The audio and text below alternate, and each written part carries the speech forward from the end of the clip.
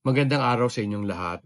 If you are an entrepreneur or businessman from Bukidnon or maybe from its neighboring communities, gusto sana kitang imbitahan on December 14, that's a Saturday, to an event organized by the Bukidnon business community, headed by James and EC Fabros.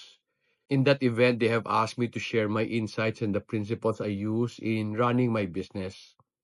Being a former employee, a corporate executive, now a farmer and entrepreneur, naniniwala ako na meron akong mga prinsipyong pwedeng i-share sa inyo para mas maintindihan nyo kung ano ang negosyo and mapadali ang success ninyo.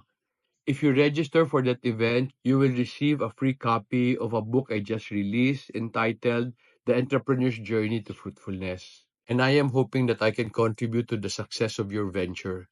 I hope to see you then. For the meantime, God bless you.